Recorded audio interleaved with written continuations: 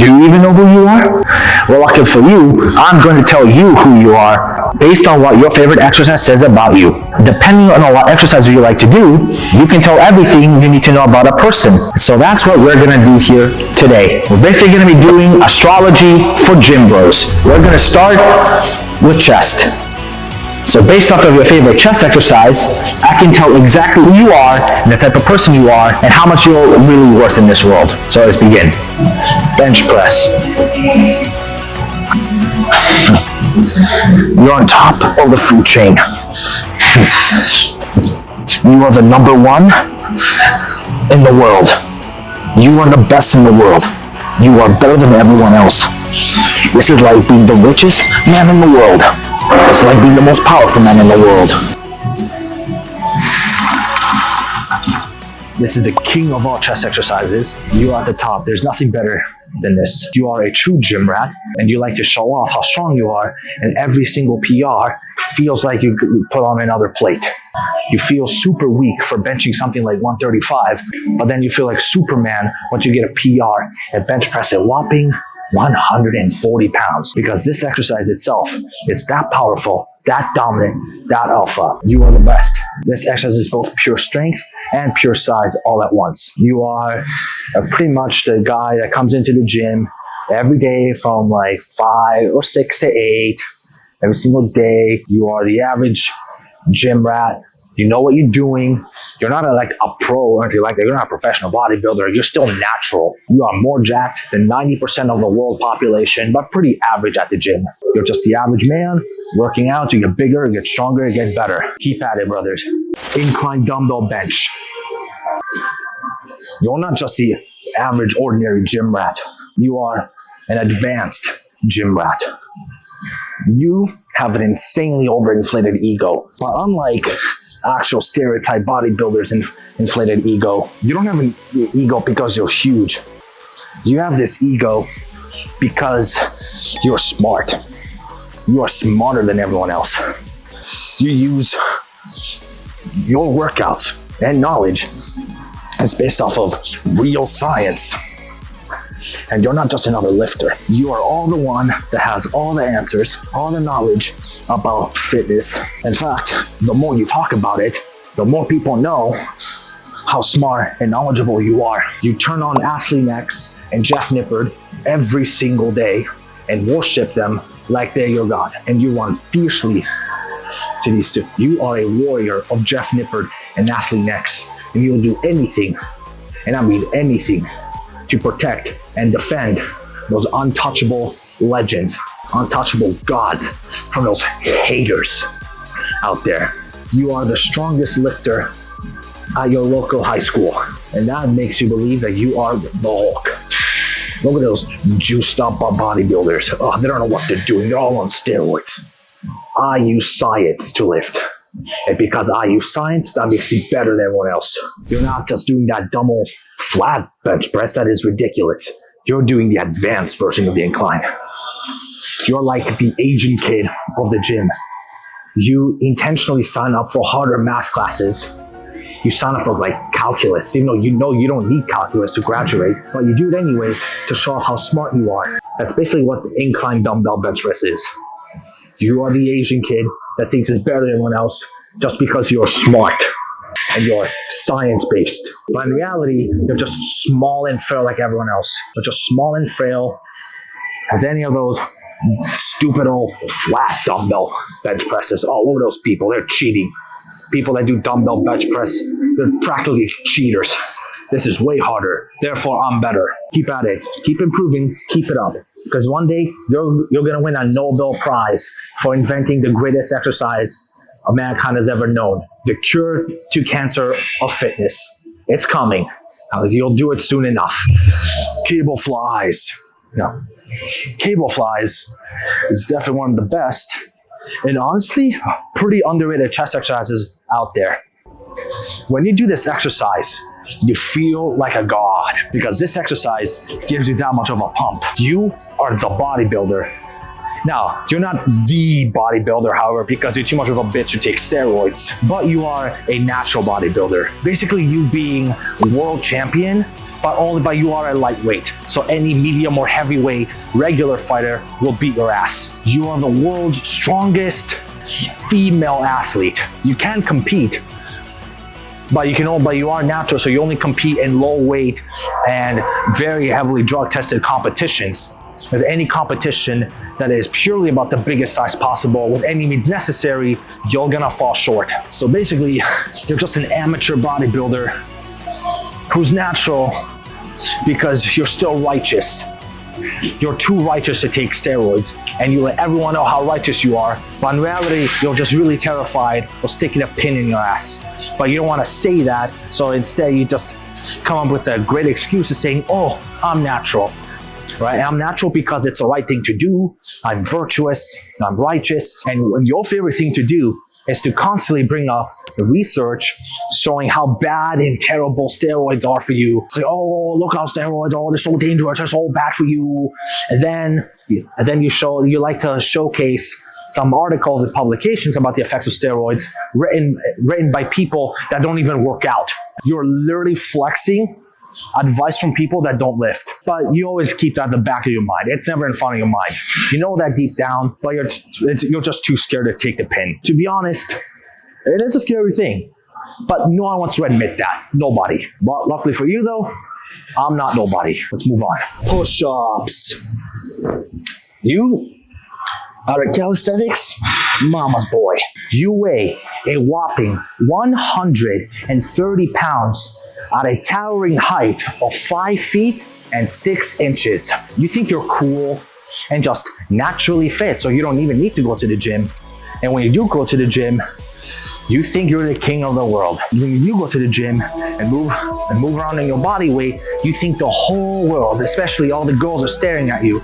In reality, no one is staring at you, because you don't realize the fact that it is not impressive to move your own body weight when you weigh less than an average female. When you are that small, of course you can lift your body weight so easily. You make fun of, oh, look at those big bodybuilders. You can't even do a single pull-up. When those big bodybuilders would even try to go for cardio, they're gonna have a heart attack and die. They're not even fit.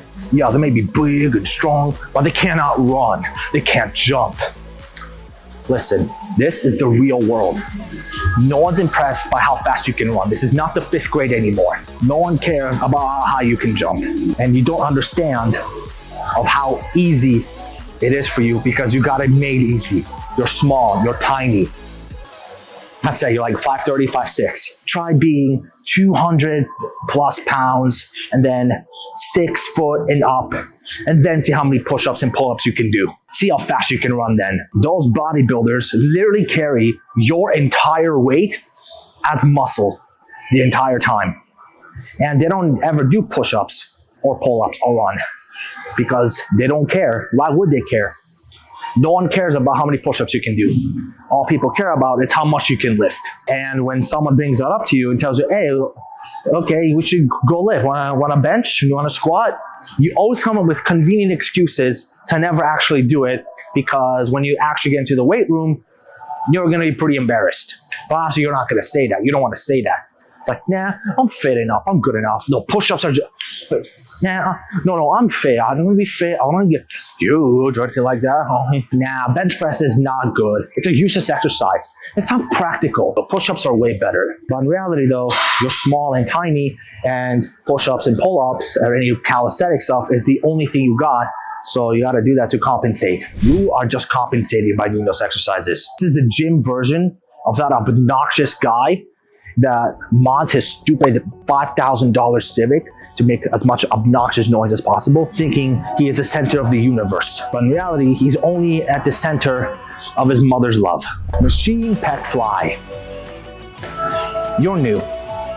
This is your first day at the gym. This is your first time ever working out. You are obese. You are extremely overweight, about 300 plus pounds. And finally, after several decades, you finally realized, yeah, I'm fat, and it's actually not good for me. I'm actually should not be eating, and I'm gonna actually have a heart attack and die soon. I actually need to take care of my health. Well, good first step to getting in through the door. Congratulations on getting through the denial stage. Many people don't get through that. When I say denial, I mean the denial state of, I'm not fat, I'm just big boned, or I'm plus sized, blah, blah, blah. I'm not fat, I'm big boned, or I'm plus sized, or fat acceptance. You got past that stage of your life. Not many people do that. You finally accepted what you are and decided to do something about it. I'm proud of you for getting through that first and very important step. But now that you're at the gym, you don't know what you're doing, and you're scared that people will look at you. You don't want to mess up. You don't want to stand out because, no, you're super fat and obese. You stood out your entire life. You took 2 seats on an airplane. You couldn't see your own junk your entire life. And this is the first time that you actually ever feel shame about it. You feel like people are staring at you. You never felt that. For some reason, though, you feel like the entire gym is staring at you. And that makes you nervous. It makes you scared. It's tempting. It's a devil's temptation to get you out of the gym and not come back, to get you back into your old ways. Do not listen to that fear. First of all, no one is staring at you. And if people are staring at you, they're actually proud of you. They're proud of you for actually showing up here for the first time and actually finally about to lower the obesity rate. You're going to save them tax dollars. So of course everyone's going to be happy. People actually like you because you're still innocent. You don't have an ego yet, and you know it. This is a stage where, yeah, you're not ripped or beautiful, but you know it. You accept it. You're just here to do your own thing and magically lose weight because you don't know how to work out. You don't know what you're doing because this is your first time. You didn't even look up how to work out at all. You just walked in through the door. Never mind the fact that you ignore the fact that you live in a modern age. You are one Google search away from a solid foundation and a solid workout program that people back in the day would have killed to have. But also, besides those few people that are actually happy for you, no one else is looking at you. You're just nervous for nothing, and you never had that feeling your entire life because you were numb to the fact that you're obese, taking up 2 seats. In fact, more people were staring at you outside the gym and before you went to the gym than they are staring at you for being at the gym. More people would stare at you for eating a Big Mac than you being at the gym. But yeah, this is usually everyone's first exercise that they ever do. It's just a machine. You sit down, right? You just grab the handles, you just clap. It's nothing else. You feel something. You think it actually works your arms. It looks like an arm exercise, although it's not an arm exercise. It's actually a chest exercise, but you don't know how the body works. You don't know how anatomy yet. You don't know how the body works. You don't know what a pump feels like. You've never gotten a pump before, and machines don't really give you that much of a good pump. Well, I mean, this one does give you a good pump. I guess machines do give you a pump, but you have to be a complete expert to get a pump, which you're not. But also because this is your first time working out, literally moving your bottom 2 inches will get you a pump because you've never lifted before and you are that unfit. This is the beginning of your journey. You are still innocent. You are developing. You are a prototype star. You are a baby that's finally been born. And you can go down between 2 different paths. You can go on the path of you show up once, you don't lose 100 pounds on the first day, and then you blame your genetics for it, or you can make it into a body transformation video. The choice is yours. But remember this, no one is making fun of you. They're actually proud of you because you're still humble. You don't have an ego yet. You know that you're not fit.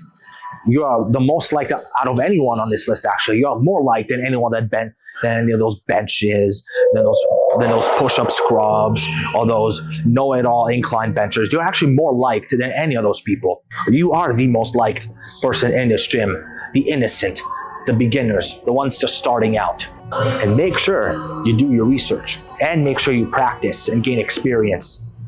Keep doing your things, do it nice and slow, switch machines every now and then to do different machines, figure out which one works for you. They're gonna teach you body mechanics and anatomy moving. After all, this is a fly machine.